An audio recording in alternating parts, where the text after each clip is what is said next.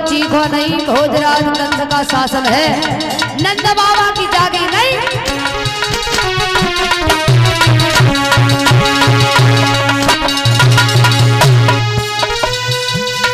ओ जो परियों के बसने मथुरा में कभी अहीर नहीं, या जान तेरी चली पाएगी नंद बाबा की जागीर नहीं।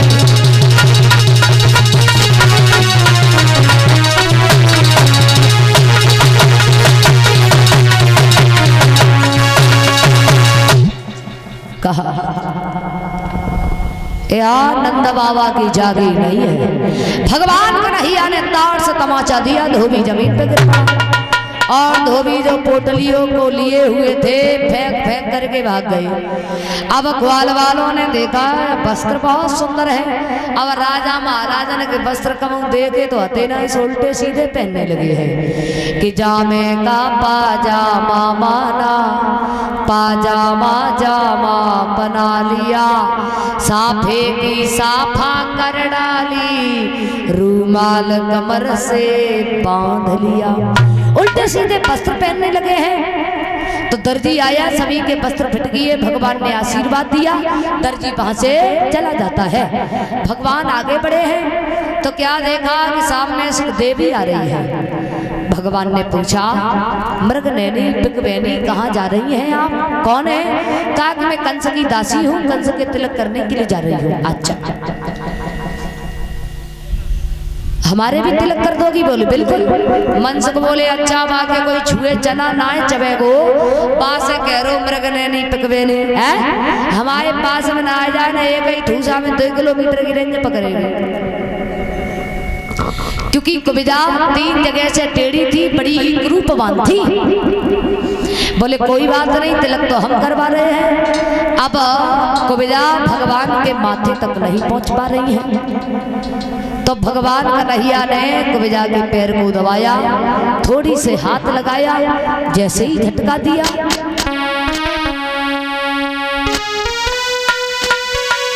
कि मोहन का हाथ लगाते ही को बड़ी मिटकी छवि मान रही, अब फट गया यकायक पर्दा सा कोई दासी पे।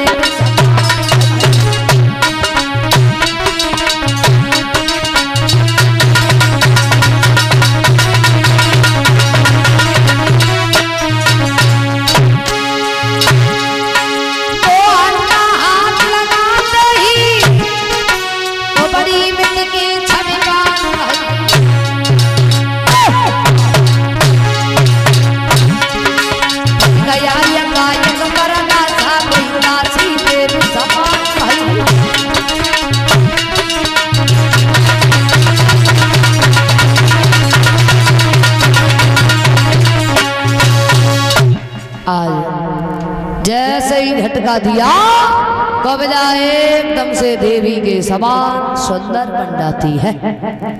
और जैसे ही महाराज कुबिजा सुंदर बन गई, उसी समय सभी के तिलक किए हैं। भगवान कन्हैया के भी तिलक किया है, सभी ग्वाल वालों के तिलक किया है। और भगवान ने कहा कि जाओ कुबिजा, बाद में आकर के मिलेंगे। कुबिजा वहां से चली जाती है। अब भगवान आगे बढ़े हैं तो जहां पर पहरेदार खड़े हुए थे, भगवान बोले हमें अंदर जाना है। कहा कि आज कोई भी अंदर प्रवेश नहीं कर सकता, भोजराज कंस का कहना है। भगवान बोले हमें अंदर जाने से कोई रोक नहीं सकता कि हम झुके और इस कदर झुके जैसे भेड़ी झुकी जाती है।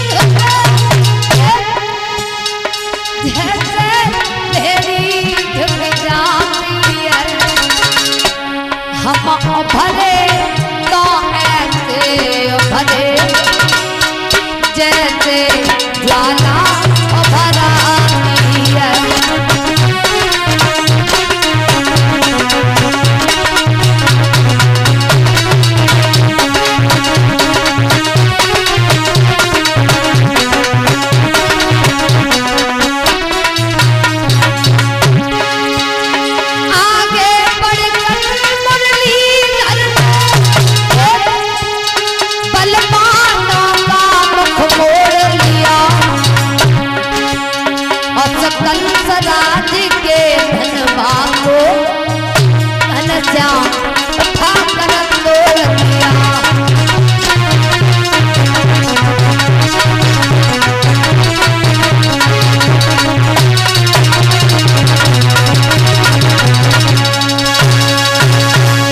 आज इधर उद्धार किया है भगवान ने, अंदर पहुंचे हैं जहां पर धनुष रखा हुआ था उस धनुष को तोड़ दिया है। भगवान कन्हैया ग्वाल वालों को लेकर के नंद बाबा के पास आए हैं, विश्राम किया है। इधर कंस को खबर मिली है कि धनुष टूट गया, तुरंत ही भीलवान को दरवाजे पर खड़ा कर दिया और कुबलिया पीड़ हाथी को भी दरवाजे पर खड़ा कर दिया है। ये वही हाथी था जो मगध देश के राजा जरासंध ने जब अस्थि प्राप्ति अपनी बेटियों का विवाह किया था तो ये दहेज में दिया था। ये बड़ा ही बलवान हाथी था, तो दरवाजे पर खड़ा करवा दिया है। तो भगवान कन्हैया ग्वाल वालों के साथ आते हैं, कहा कि भैया अपने हाथी को अलग कर लो, हमें अंदर जाना है। बोले अंदर जाना है तो हाथी को अलग कर दो, अंदर चले जाओ। अब भगवान कन्हैया बलराम और भीलवान हाथी में युद्ध हो रहा है कि हम यदुवंशी कहलाते, कह दे तो रंग दिखाई डाले, कह दे पसली पसली करके तेरे हाथ की गेंद बनाई।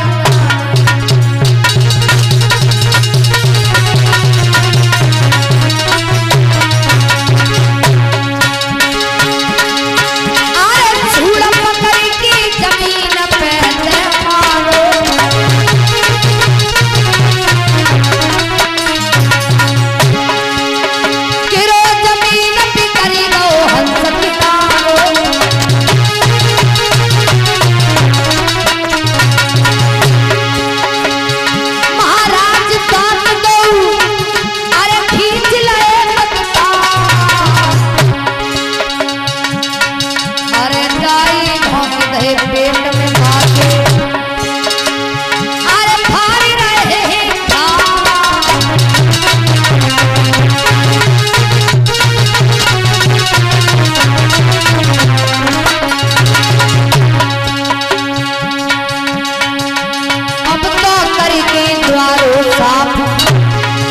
सबरिया सभा में घुस आया। अब तो करके द्वारों साफ, सबरिया सभा में घुस आया।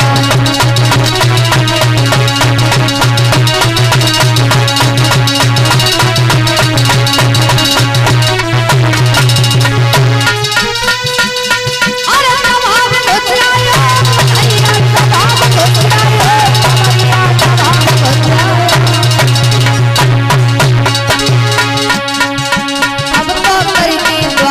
आया, सबरिया सभा में घुस आया।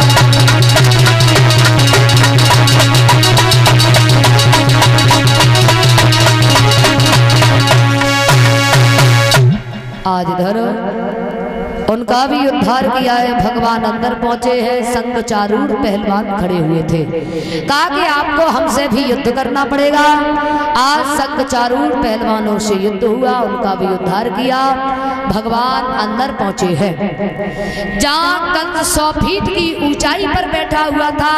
जैसे ही कृष्ण और बलराम को देखा, आवाज लगाई है पकड़ो मारो। अरे ये दोनों अंदर आ चुके हैं, लेकिन वहां कोई नहीं बचा। आज भगवान कन्हैया ने कंस के केसों को पकड़ा, जमीन पर गिरा दिया है। ऊपर बैठ जाते हैं, कंस चिल्ला रहा है। भगवान कन्हैया बोले हैं मामा, जब हम 5 दिन के थे तुमने पूतना को भेजा, एक नहीं अनेक राक्षस भेजे, अकासुर बकासुर तड़ावर्त केसी धेनुकासुर, लेकिन खेल ही खेल में हम सभी का वध करते रहे। अब तुम मेरे हाथों से नहीं बचोगे। भगवान कंस के घूसा मार मार करके प्राणों को खींच रही है। कंस का वध करने वाले भैया व्यास गद्दी के पास आ जाए। कहा कि मेरी मैया देवकी, पिता वसुदेव को जेल में रखा, न जाने कितनी यातनाएं दी है, अब तुम मेरे हाथों से नहीं बच पाओगे, क्योंकि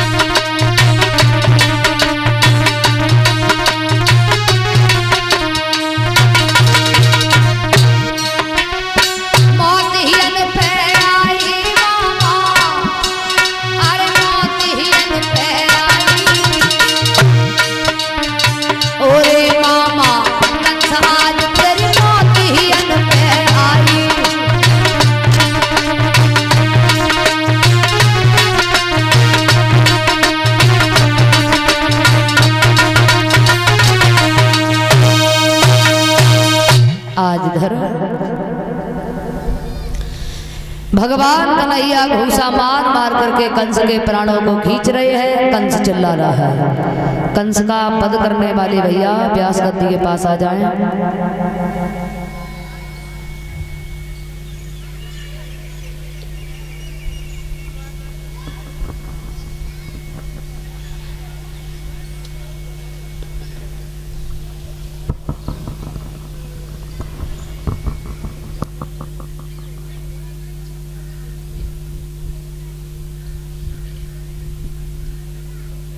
कंस का वध करने वाले